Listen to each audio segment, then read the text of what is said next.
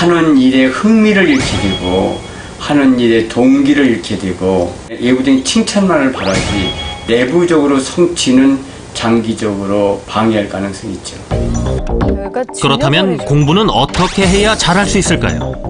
명문대생들이 멘토로 활동하는 한 인터넷 사이트.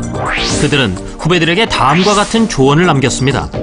스스로 공부하는 법을 찾았을 때 비로소 학습 능률이 오른다는 것이었는데요. 그중 만난 한 명문대생. 수학능력시험 1등급으로 의과대학에 진학한 그도 처음부터 스스로 공부를 잘했던 것은 아니라고 합니다.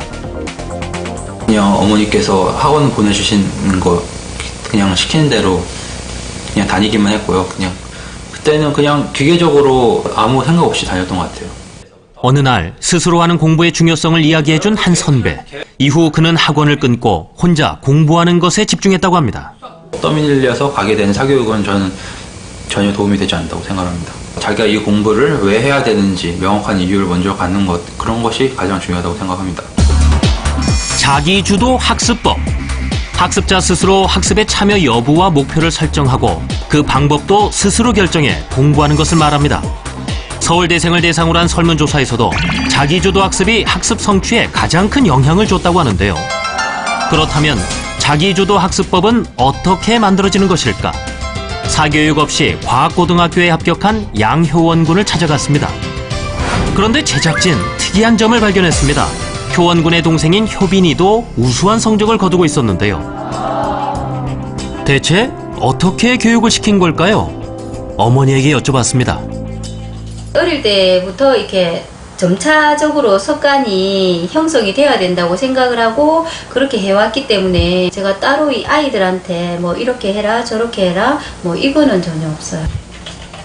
어릴 때 공부의 재미를 알면 이후에는 따로 참견하지 않아도 자기주도 학습이 완성된다는 것. 알아서 찾아서 제가 원하는 식으로 하고 원하는 방법으로 하다 보니까 좀 더 재밌어지고 할만해졌어요.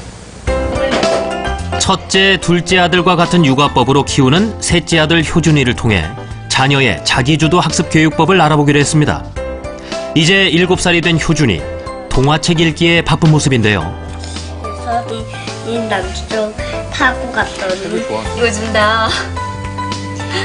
그런데 다 엉터리예요. 글자 다 이렇게 틀려요. 내년에 학교에 갈 나이지만 한글을 제대로 읽지 못하는 효준이. 하지만 엄마는 전혀 조급해하지 않는다고 합니다. 글자에 대한 호기심을 느낄 딱 그 단계가 있더라고요. 그때 이제 집중적으로 좀 이렇게 그 호기심을 자극을 해주고 가르쳐주면 불과 1-2달 만에 글자를 완전히 뗄 수 있게끔 애들이 호기심을 느낄 때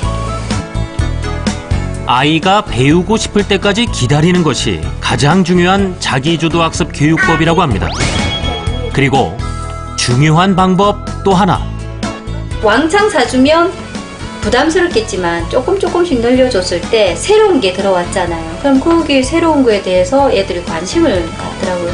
배움에 대한 호기심을 일깨워줬다면 그 다음은